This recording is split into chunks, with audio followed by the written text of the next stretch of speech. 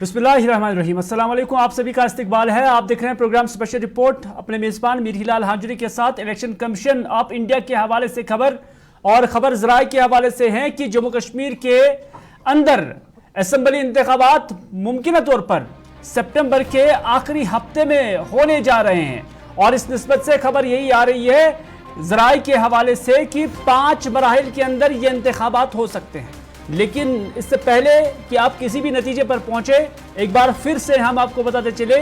कि इन इंतखाबात के हवाले से जो ये खबर आ रही है ये ज़राए के हवाले से है। अभी इलेक्शन कमीशन ऑफ इंडिया की जानब से इसकी कोई तस्दीक नहीं हुई है, बल्कि ये खबर आ रही है और माना जा रहा है कि प्लान जो मरतब किया जा रहा है इलेक्शन कमीशन की जानब से वो यही है कि सुप्रीम कोर्ट ऑफ इंडिया की तरफ से जो हुक्मनामा जारी किया गया था जिसमें कहा गया था कि सितंबर के आखिर तक जम्मू कश्मीर के अंदर ये इलेक्शन मुनक्कद कराए जाएं और उस निस्बत से इलेक्शन कमीशन भी अब काम कर रहा है और तैयारियों को हतमी शक्ल दी जा रही है और मुमकिन तौर पर माना जा रहा है कि सितंबर के आखिरी हफ्ते में जो ये इन इंतखाबात का इनेकाद जो है वो शुरू हो जाएगा और गालिबन 5 मराहिल के अंदर ये इंतखाबात कराए जा सकते हैं। अपने सीनियर न्यूज़ एडिटर सनम एजाज के साथ भी जुड़ने की कोशिश करेंगे जो इस खबर पे मुकम्मल नजर रखे हुए हैं। सनम, अगर आप तक मेरी आवाज़ आ रही है, जानना चाहेंगे कि खबरें मिल रही हैं कि 5 मराहिल के अंदर जम्मू कश्मीर के अंदर ये असेंबली इंतखाबात कंडक्ट किए जाएंगे और एक टेंटेटिव डेट जो है ज़राए के हवाले से जो आ रही है वो ये है कि आखिरी मरहले के अंदर सितंबर के आखिरी हफ्ते के अंदर ये इंतखाबात कराए जा सकते हैं। तो क्या कहते हैं सियासी मुबस्सरीन और आपके ज़राए?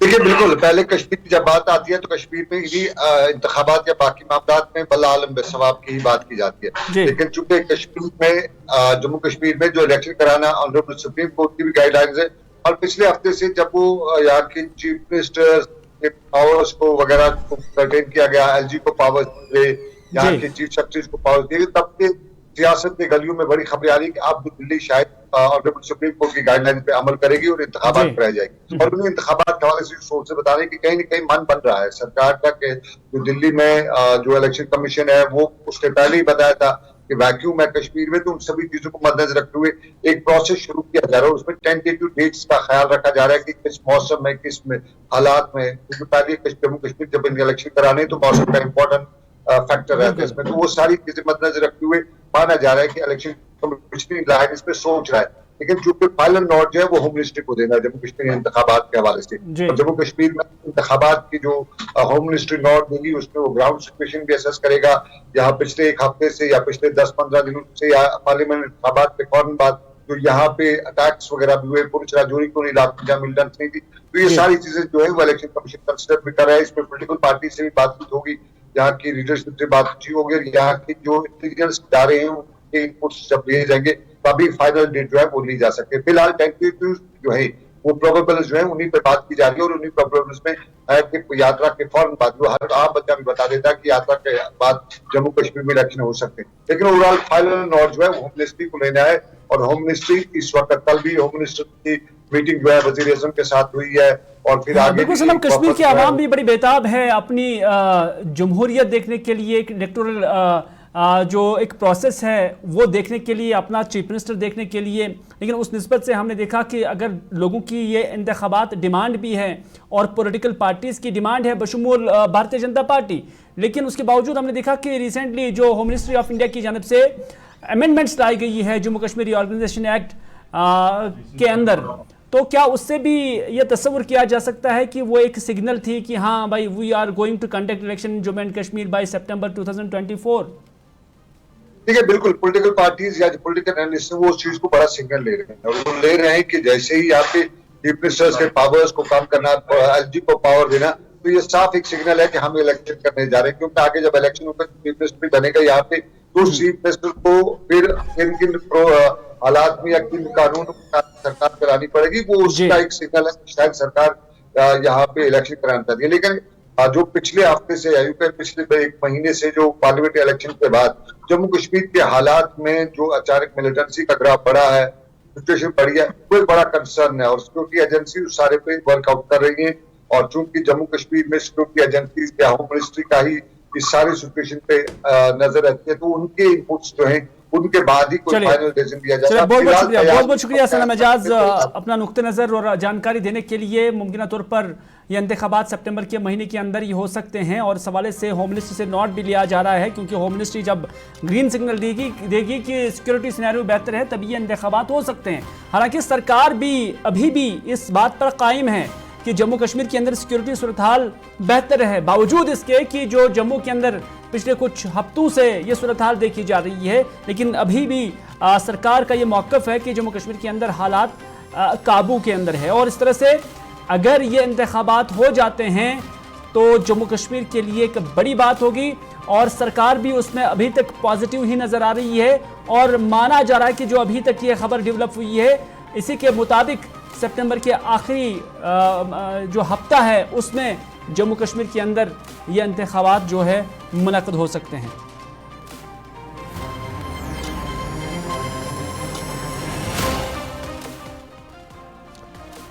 नाज़रीन, इंतखाबात तो होंगे और इस हवाले से सुप्रीम कोर्ट का हुक्मनामा भी है और सरकार भी कमिटेड है और इलेक्शन कमीशन ने भी कहा कि बहुत जल्द इंतखाबात होंगे और ये कब होंगे ये अभी भी अगरचे सवाल बना हुआ है, लेकिन इसमें भी कोई शक नहीं है कि अंदाज़े अटकलियाँ इशारे यही हैं कि सितंबर के आखिरी हफ्ते में ये इंतखाबात मुनक़्क़द हो जाएंगे। लेकिन आपको बताते चले कि इंतखाबात से कबल ही एक मशक चली है जिसमें हमने देखा कि जनता दल यूनाइटेड के जम्मू कश्मीर के इंचार्ज जो है GM शाहीन वो पे दर पे मुख्तलिफ सियासी जमातों के लीडरान के साथ मुलाकात कर रहे हैं, जिसमें ख़ासतौर पर रिलीजियस जो स्कॉलर्स हैं या रिलीजियस तंजीमों के जो हेड्स हैं, जिसमें जमात अहले हदीस भी शामिल है, जिसमें मीर वज़ीर कश्मीर भी शामिल है और भी कुछ जो नाम हैं जिनके साथ वो मुलाक़ात हुए हैं। आखिर इन मुलाकातों का मकसद क्या है ये जानने के लिए हम सीधे आपको ले चलते हैं। GM शाहीन साहब इस वक्त हमारे साथ मौजूद है। शाहीन साहब, आपका इस्तकबाल है। सबसे पहले जानना चाहेंगे कि पिछले कुछ हफ्ते से हम देख रहे हैं कि काफ़ी बिजी हैं आप इन लीडरान से जो मुख्तलिफ पार्टीज रिलीजियस जमातों को चला रहे हैं और साथ ही साथ जिसमें जम्मू कश्मीर जमात अहले हदीस भी शामिल हैं, जिसमें हमने देखा कि मीर वज़ीर कश्मीर के हवाले से भी खबर आई थी कि उनसे भी आप मुलाक़ात हुए और किन किन से मुलाकात और मुतवक्का है और एजेंडा क्या है इन मुलाकातों का? हिलाल साहब, देखिए मैं बता दूं आपको कि मेरा क्या मानना है, क्या मानते हैं कि ये जो इस वक्त का मामला जो चल रहा है जम्मू कश्मीर के अंदर जी, और जब तक कि हर फिक्र के लोग हर तबके के लोग सामने नहीं आते तो वो ये सब चीजें जो हम लोग कह रहे हैं या बता रहे हैं तो वो सब ठीक नहीं है। आप जानते हैं कि लोगों की तकलीफें हैं, इस देश को आगे बढ़ाना है तो हम सब लोगों को साथ लेकर चलना है, चाहे जो कश्मीर के लोग हो चाहे हर फिक्र के लोग। अगर वो लोग भी जो नाराज है उनको भी जो है अपने साथ लेकर चलना है, गले से लगाकर चलना है और उनकी नाराजगियां क्या वजूहात है ये देखना हमारा फर्ज है। बस एक मुलाकात का दौर है और जो हमारी कोशिश है, हमारी पहल है। देखिए अभी इंशाल्लाह क्या होता है। अभी हम लोग किसी ऐसे कोई हमारी तरफ से कोई ऐसा फाइनल नहीं हुआ, अभी जस्ट एक दौर हुआ है, अभी दूसरे दौर की बातचीत करना शाहीन साहब, किन किन से आप मिले हैं और किन किन से मुतवक्का है कि और भी मुलाकातें होंगी? देखिए वो जो भी मैंने कहा कि वो हर फिक्र के लोग जो शायद इस सिस्टम से बाहर रहे हैं बहुत 30-35 सालों से, और हम चाहते हैं कि सिस्टम के साथ हर एक तबका जो है उसका जुड़ना बहुत इंपॉर्टेंट है। जब तक नहीं जुड़ेंगे तब तक काम नहीं चलेगा और हम चाहते हैं जो असल माने में रिप्रेजेंटेटिव्स है जम्मू कश्मीर के, जो स्टेक होल्डर्स है वो जो है वो इस सिस्टम के साथ जुड़े। सिंपल हमारा जो है। तो शाहीन साहब, ये आप अपनी इंडिविजुअल लेवल पे कर रहे हैं या कि आपको क्योंकि आपकी जमात मरकज के अंदर सरकार में है या कि सरकार का ये मैंडेट है कि आप उनके साथ मुलाकातें करें? वो सब चीजें जो है अभी मेरे लिए पॉसिबल नहीं है। वक्त आने पे जो है सब साथियों के सामने रखेंगे और अभी बस मैंने कहा कि बातों का एक सिलसिला है जो भी चला, अभी दूसरे राउंड चलेंगे तो उसके बाद जब हम लोग कोई भी जब जो भी डिसीजन होगा उस टाइम आप साथियों के सामने रखेंगे, हर एक बात को रखेंगे। आप जिनके साथ भी आपकी मुलाकातें हुई किस तरह का रेस्पॉन्स आपको मिला? क्या आपको लग रहा है कि जिस मिशन पर आप चले हैं उस पर वो भी लब्बैक कहेंगे? देखिए कोई भी आदमी इस बात से परहेज नहीं कर रहा कि हम जम्मू कश्मीर के रहने वाले नहीं है, एक बात, या इस हिंदुस्तान के एक हिस्सा नहीं है, एक बात। लेकिन मैं हिलाल साहब एक साफ बात कहना चाहता हूं आपको कि एक बड़ा बदनसीबी का दौर रहा कि काफी सारी जमातों ने, और मैं बताना चाहता हूं कि जो सरकारें रही उन्होंने सेंटर को भी मिसगाइड किया। ये भी हमें अंडरस्टैंड मानना पड़ेगा इस चीज को, क्योंकि नहीं तो दिल्ली कभी भी किसी को गले लगाने से दूर नहीं थी और हमेशा उनका दिल बहुत साफ रहा है। हर एक कश्मीर से मोहब्बत करते हैं जो भी कश्मीर का रहने वाला है। लेकिन एक बदनसीबी है, या इसको क्या माने आप, तो वो एक अलग चीज है। लेकिन जो एक हकीकत में जो मामले हैं उनको दिल्ली के सामने रखा होता तो आज उनकी नाराजगियां नहीं होती, या वो आज मैं ये मानता हूं कि सिस्टम के साथ जुड़े। शाहीन साहब, जब आप सिस्टम की बात करते हैं तो सिस्टम से क्या मुराद है? अगर हम जम्मू कश्मीर को एक सिस्टम समझेंगे, उसमें मुतअद्दिद जो रिलीजियस जमातें हैं वो अपने अपने अंदाज से काम कर रही हैं और समाज को फ़ायदा पहुंचा रही हैं। दूसरा सिस्टम ये हो गया कि जब आप सरकार का जिक्र करते हैं, इलेक्टोरल पॉलिटिक्स का जिक्र करते हैं, तो आप उन्हें उस सिस्टम के साथ जोड़ना चाहते हैं, या कि आपके नज़र में इस सिस्टम से कुछ और ही मुराद है? 1990 से पहले मैं ये बताना चाहता हूं कि बहुत सारे लोग जो है इस सिस्टम में थे, एमएलएस भी थे, मिनिस्टर्स भी थे, और हम लोग ये चाहेंगे कि अगर हकीकत माने में इन लोगों को मोहब्बत है जम्मू कश्मीर के लोगों की, और चाहते हैं कि दर्द दुख दर्द को समझते हैं, इसकी परेशानी है, तो मुझे लगता है कि कोई गैप होनी चाहिए। अब वक्त आ चुका है और सभी फिक्र के लोग जो है इस दायरे में आ जाए और लोगों की खिदमत करें। सिंपल हमारी बात है। तो आप मुत्तफिक हैं कि आपका ये जो मिशन ये कामयाब हो जाएगा, और इस निस्बत से उनकी जानिब से भी वैसे ही पॉजिटिव वाइब्स आ रहे हैं? अगर मुत्तफिक नहीं होते तो हम लोग मिशन की शुरुआत ही क्यों करते? ऐसा तो है नहीं कि मिशन शुरू करने से पहले आपकी मुलाकात नहीं हुई थी, मिशन शुरू करने के बाद तो मुलाकातें हुई हैं। वर्कआउट किया जाता है, हमारी एक पूरी टीम काम कर रही है, मेरी तंजीम के लोग हैं, मेरे साथी है, डॉक्टर्स, स्कॉलर्स, इंजीनियर्स है मेरी पार्टी में, एंड अल्हम्दुलिल्लाह they are very good people. एक बहुत अच्छी टीम हमारी है और एक वर्कआउट किया जाता है उससे पहले, उसके बाद मीटिंग्स का दौर शुरू होता है।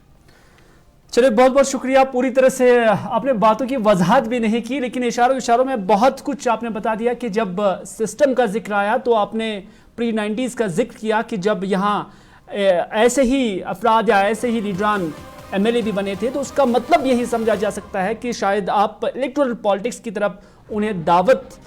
देने की कोशिश कर रहे हैं। हालांकि हमने आपसे ये भी सवाल पूछा था कि ये मैंडेट क्या आपको मरकज़ी सरकार की जानब से मिला है, क्योंकि मरकज़ के अंदर नीतीश कुमार जी की जेडीयू की एक भागीदारी है, तो कोई उस कॉन्टेक्स्ट में आप बिल्कुल खामोश रहें। बहरहाल आपका बहुत बहुत शुक्रिया शाहीन साहब, अपना कीमती वक्त देने के लिए। और आने वाले दिनों में जैसा कि शाहीन साहब ने कहा कि और भी मुलाकातें मुतवक्का है, और इन मुलाकातों का रिजल्ट क्या होगा वो आने वाले वक्त में ही पता चल सकता है।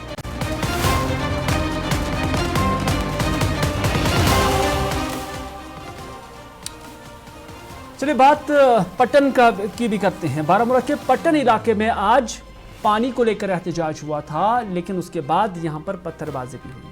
जी हां, बारामूला के पट्टन इलाके में आज साफ पीने के पानी की अदम दस्तयाबी को लेकर एहतजाजी मुजाहरा उस वक्त पुरतशद्दुद रूप इख्तियार कर गया जब मुजाहिरीन और पुलिस के दरमियान झड़प शुरू हो गई। इत्तलात के मुताबिक आज मुजाहिरीन ने एहतजाज के दौरान नेशनल हाईवे को बंद कर दिया था। इत्तलात के मुताबिक ही छनाबल इलाके के बाशिंदों को हटाने के लिए जब पुलिस मौके पर पहुंची तो वहां पथराव शुरू हो गया। इस दौरान वहां से गुजर रहे भाजपा यूथ लीडरान जो है उनकी गाड़ियां भी पथराव की जद में आ गईं और उनके 2 PSOs जो है जख्मी हुए हैं। ये ज़राए के हवाले से खबर है। उधर मौके पर पहुंचकर SSP बारामूला ने मुजाहिरीन से कानून हाथ में न लेने की अपील करते हुए कहा कि इस सिलसिले में जिम्मेदार लोगों से बात की जाएगी और जो गांव के जिम्मेदार लोग हैं, बुजुर्ग लोग हैं, उनसे उन्होंने बात करने की तजवीज़ की थी और गुजारिश की थी ताकि इस मामले को सुलझाया जाए। तस्वीरों के अंदर आप देख सकते हैं कि कैसे खवातीन भी सड़कों पर निकल आई हुई थी और उन्होंने पानी को लेकर एहतजाज किया था, लेकिन जब रास्ता बंद हुआ तो उसके बाद पुलिस ने या एडमिनिस्ट्रेशन ने उन्हें रास्ता खोलने के लिए कहा, लेकिन उस दौरान यहाँ पर दोनों के दरमियान जो है फिर इस तरह के मनाजिर जो है देखने को मिले।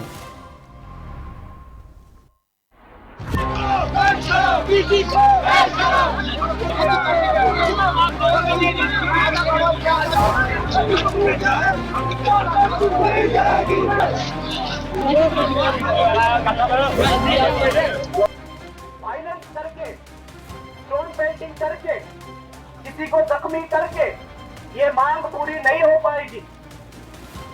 अगर आप मेरी आवाज सुन पा रहे हैं, मेहरबानी करके पथराव बंद कीजिए और कुछ शख्स जो आपके गांव के बुजुर्ग हैं, जिम्मेदार हैं, वो सामने आए, हम मिलकर इस मसले को हल करेंगे। देखिए, जो आपका जो पटन का इलाका है, स्पेशली जो हम लोग जो चेनाबल वगैरह इलाके में है, ये हिस्टोरिकली यहाँ पे वाटर डेफिसिट है। आप देख रहे हैं यहाँ की जो वाटर सप्लाई भी है सारी हमारे जो द्रंग से आती है, वहाँ से आती है। स्पेशली जैसे आज चेनाबल गांव है जो आपको पता है कि क्योंकि टेल एंड पे है तो वाटर की सप्लाई का इशू रहता है। ओवरऑल क्योंकि वाटर की अवेलेबिलिटी भी कम है, इसके लिए जैसे आपने कहा कि 2-3 साल से इसमें जो कमी है, जो गवर्नमेंट ऑफ JNK की जो सबसे बड़ी JJM स्कीम है, जो हमारी WSS परिहासपुरा है, जो कि 7 करोड़ के ऊपर के कॉस्ट पे बन रही है, इस स्कीम का एक ही कारण है कि इस पूरे इलाके में जो वाटर डेफिसिट है, जो पिछले इतने सालों से पानी का प्रॉब्लम है, उसको सॉल्व करने के लिए। अब आपको पता होगा कि इतनी बड़ी जब स्कीम बनेगी तो वो ओवरनाइट तो नहीं बनेगी। ये स्कीम जो 4-5 साल में बनने का, उसको PHE डिपार्टमेंट।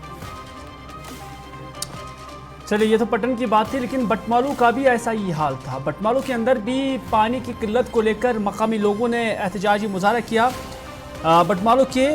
दयारवानी इलाके में आज मर्द-ओ-ज़न सड़कों पर निकल आए और सड़क को ब्लॉक करके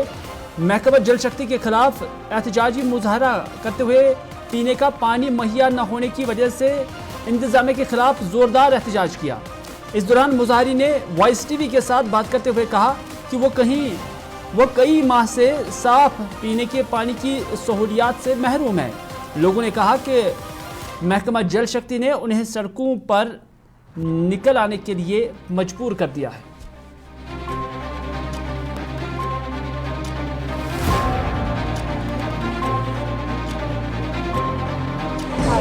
मतलब आब खतर गरस अगर गरस मस मारि ना रब सद अजमत कसम अगर स्रान दिन खतर तमिस आब खतर मजबूर अवे योतनस नीन खतर के गर दिन ना खुश करान अच्छा शौक मे क्या जुमाई मोहम्मद नमाज सजद पर हम वजू कर हम आब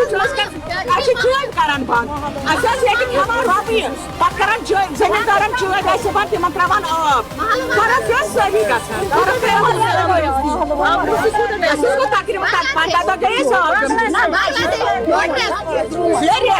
बराबर बांग्लादेश न्यू कॉलनी तम बराबर आब कतर बचन तुम कसम अगर रात निंदर शिकारान तह रात गसान डस आब Qatar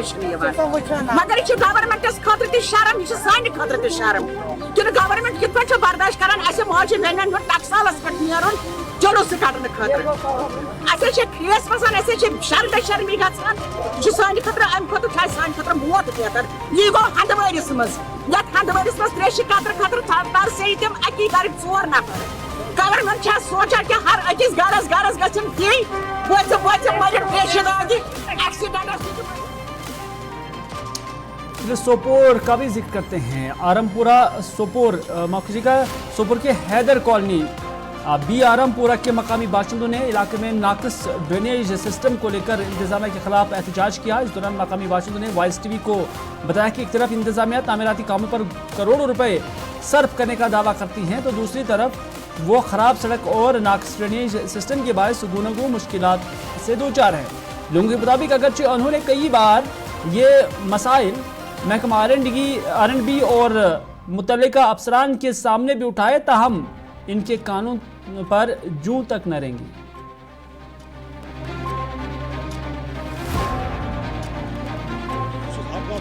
president Haider colony B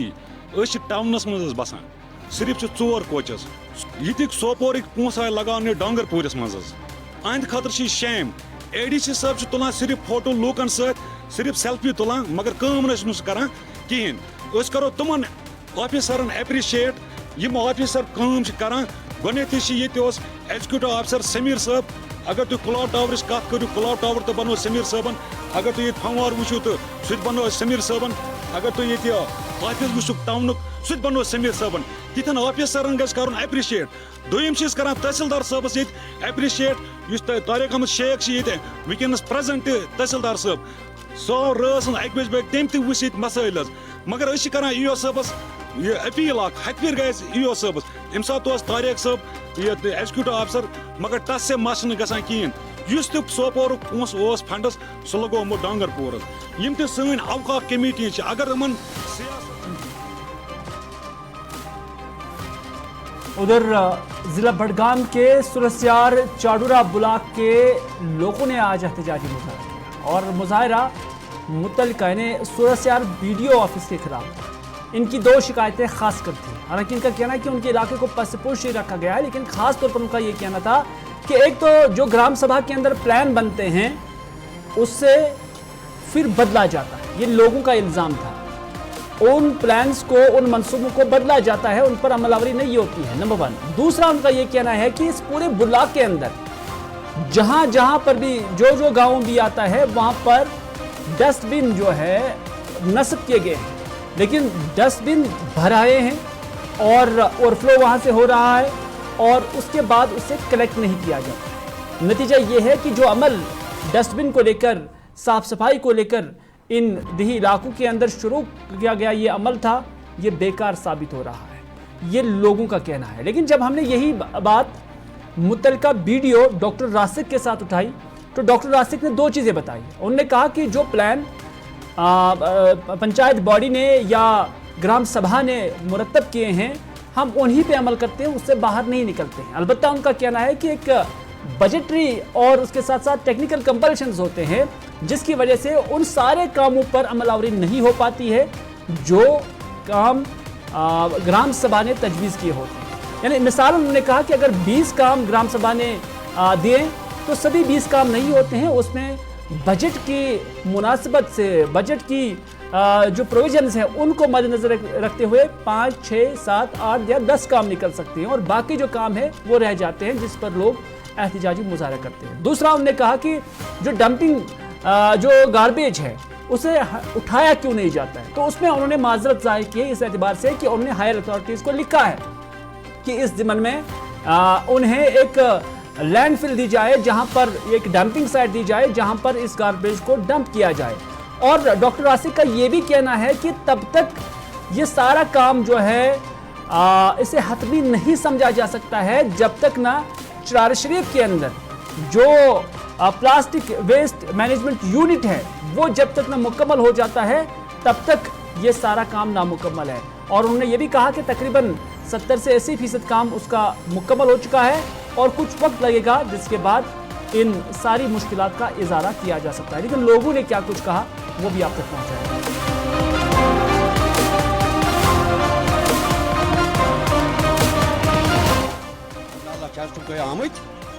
हल्कस कूत 15 lakh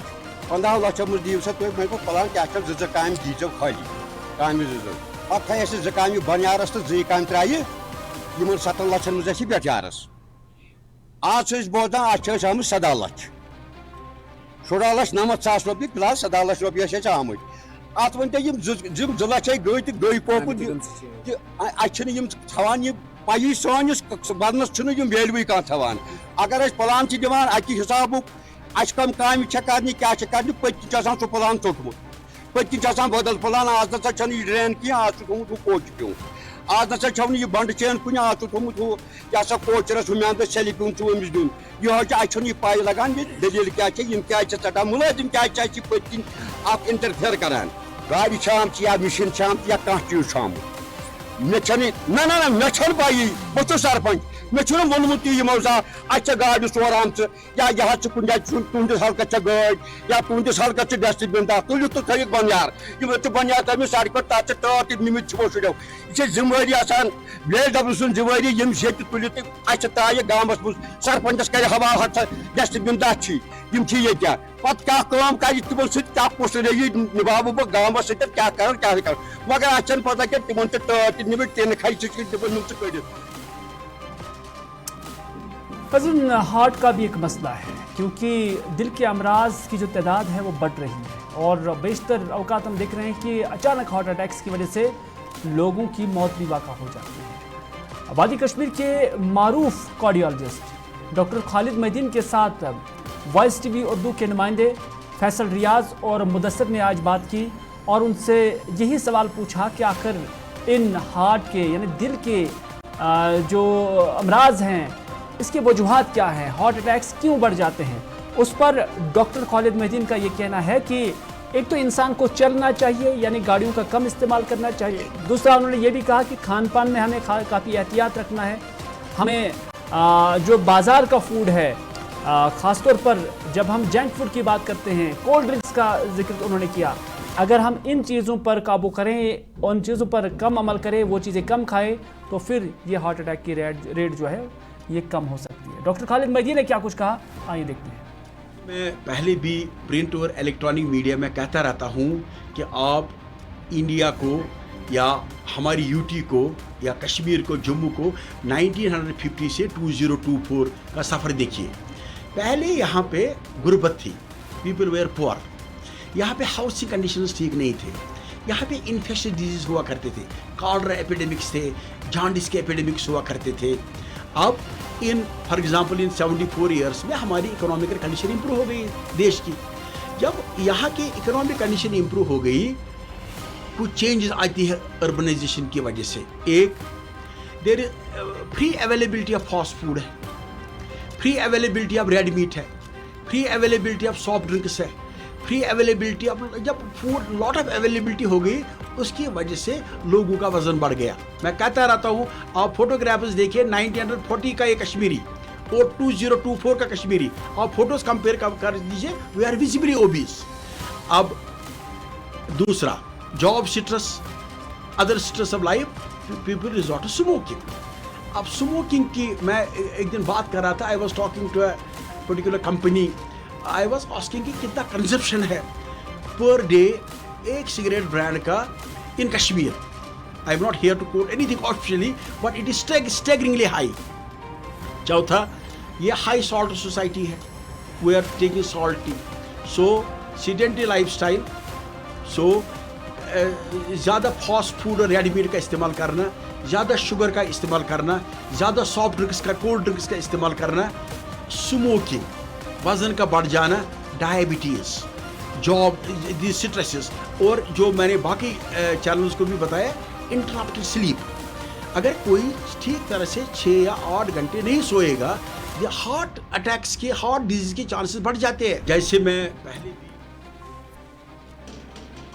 तो नाज़रीन, ये था आज का स्पेशल रिपोर्ट। इसी के साथ दीजिए अपने मेज़बान मीर हिलाल हांजुरी को आज का ये प्रोग्राम यहीं पर इख्तिताम करने की इजाज़त, इस वादे के साथ कि अगर ज़िंदगी रही तो आपसे फिर होगी मुलाकात। तब तक के लिए खुदा हाफिज़, फ़ी अमान अल्लाह।